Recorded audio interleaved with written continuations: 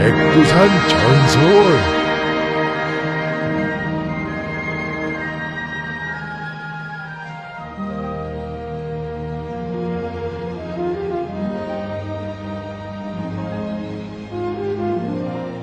안녕하세요.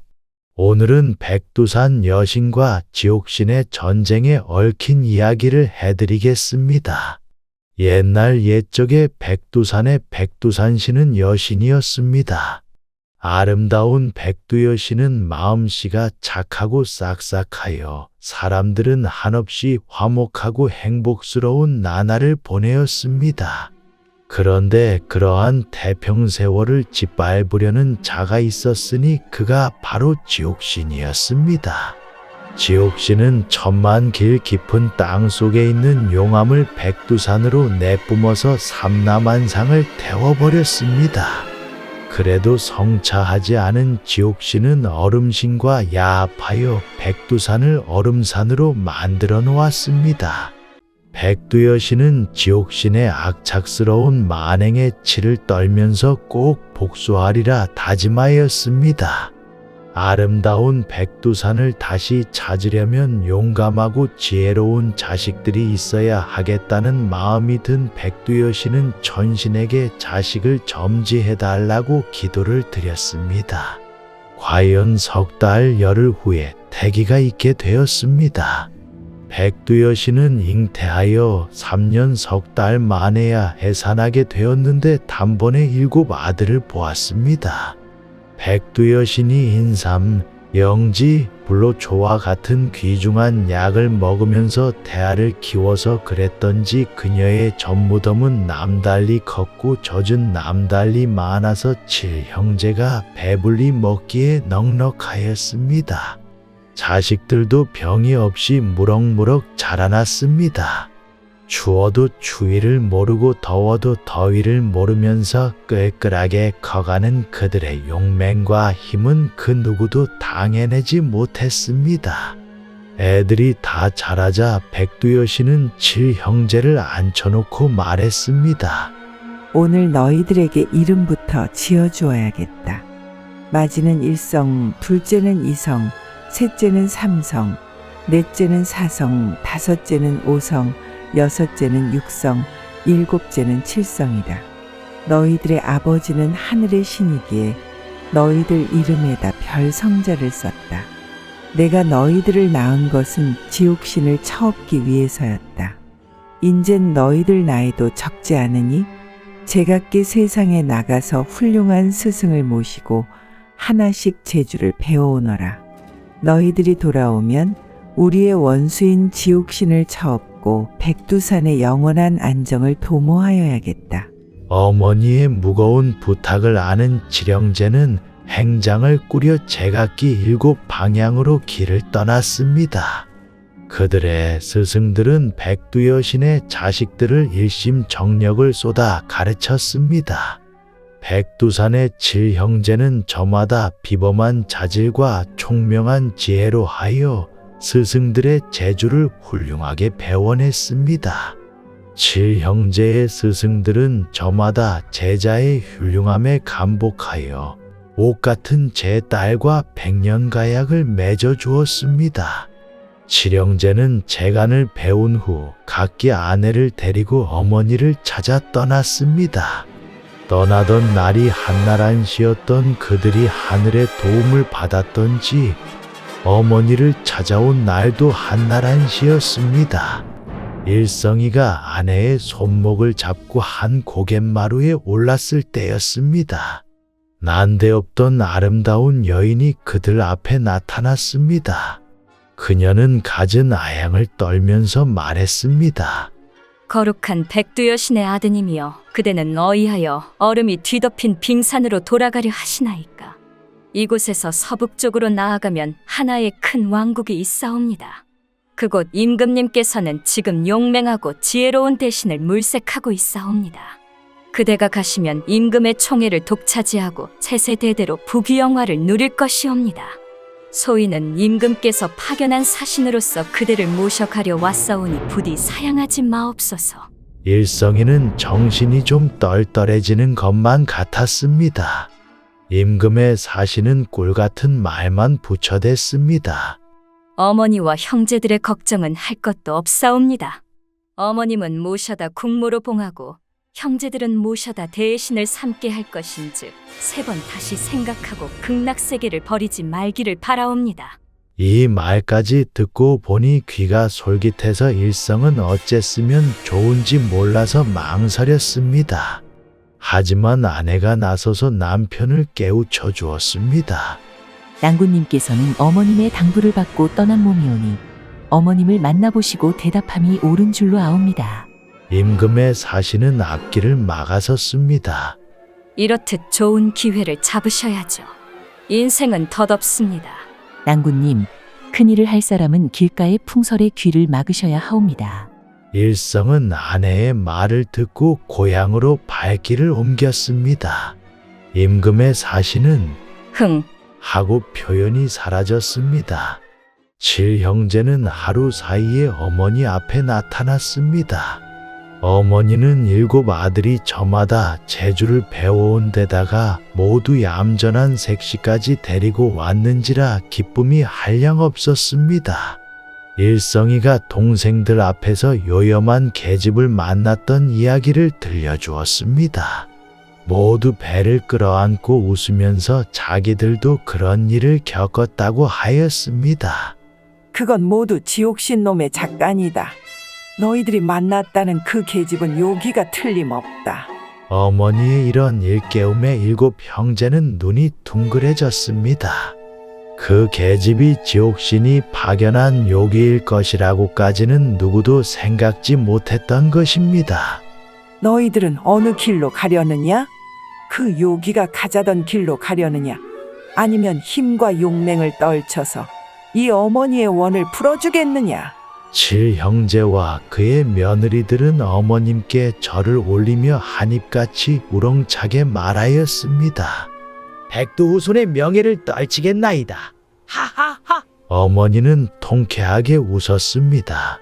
7형제는 싸울 준비를 단단히 하고 일성의 지휘하에 지옥신과 싸우러 떠나갔습니다. 7 아내도 남편을 따라 나섰습니다.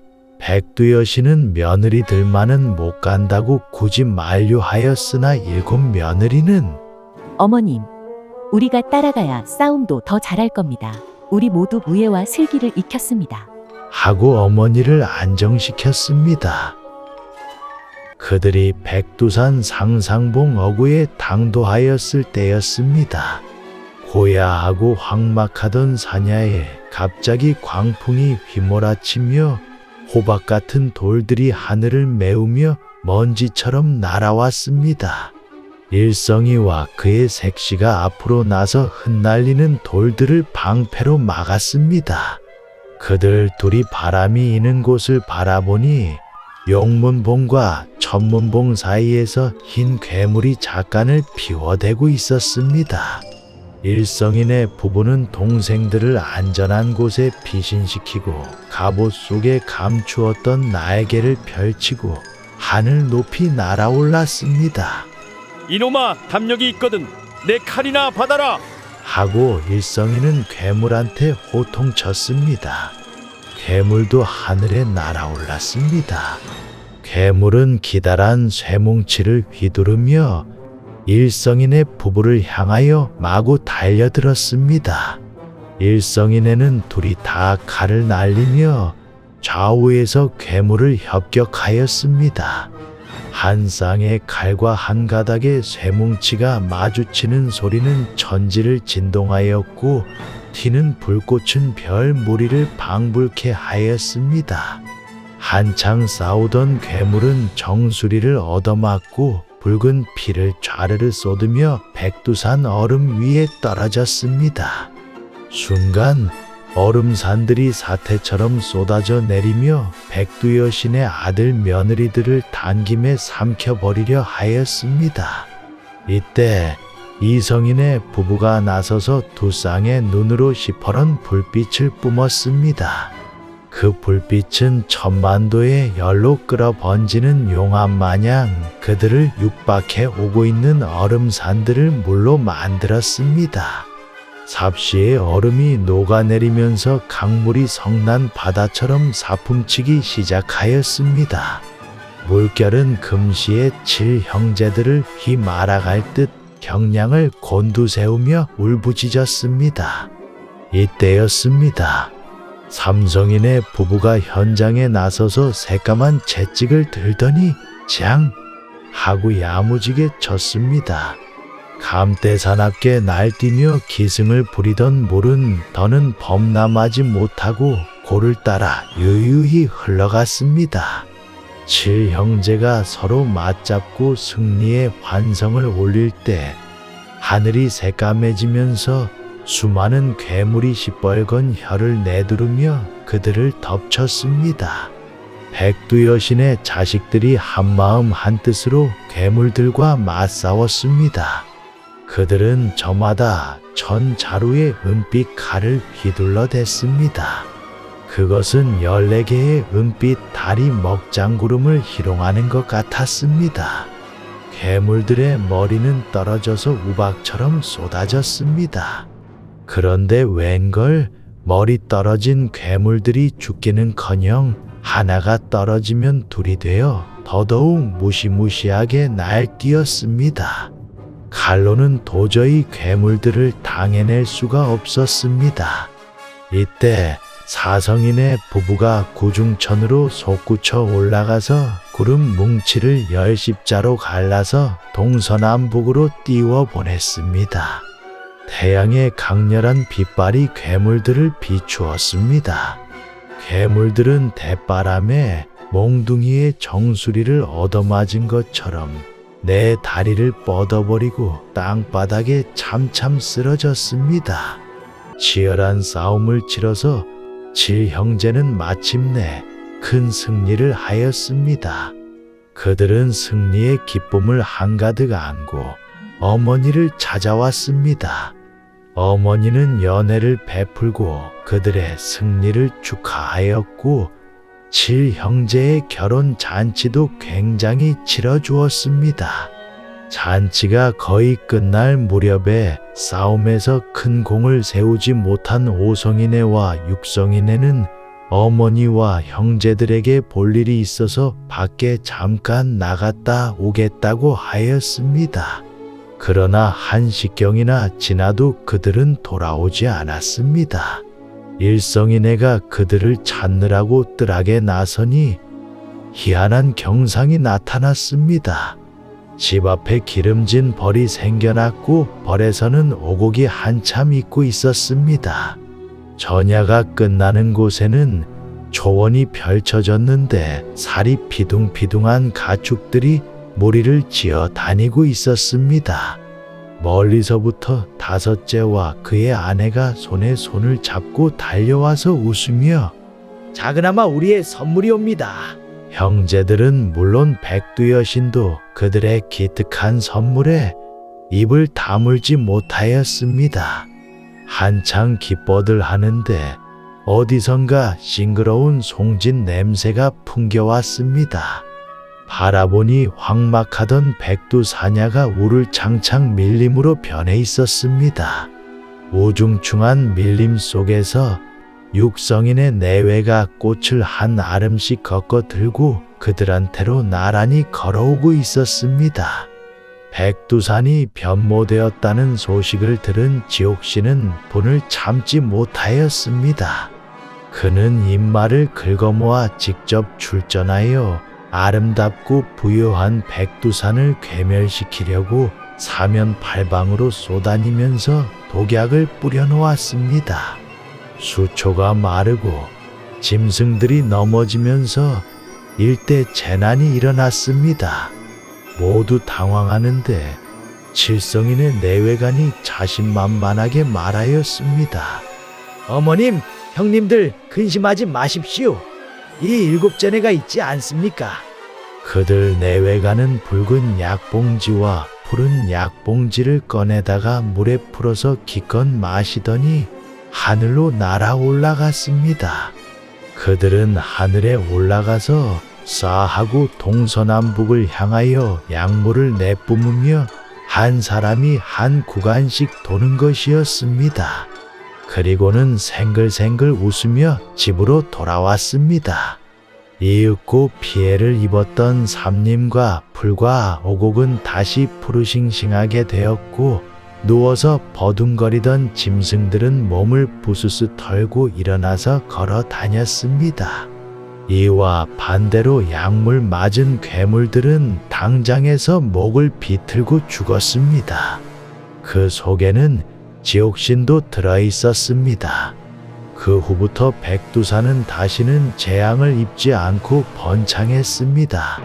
세월이 얼마나 흘렀는지 백두산림에는 한 쌍의 봉우리가 전무덤처럼 생겨났고, 그 둘레에는 7개의 작은 산봉우리가 생겨났습니다. 사람들은 전무덤 같은 한 쌍의 봉우리를 백두여신의 전무덤이라고 하면서 내두산이라고 이름을 지었고, 내두산 기슭을 흐르는 물은 백두여신의 저지라고 하면서 내두아라고 이름 지었습니다. 내두산 주위에 있는 7개의 산봉우리는 백두여신의 7 아들의 묘라고 하면서 칠성봉이라고 이름을 지었다 합니다.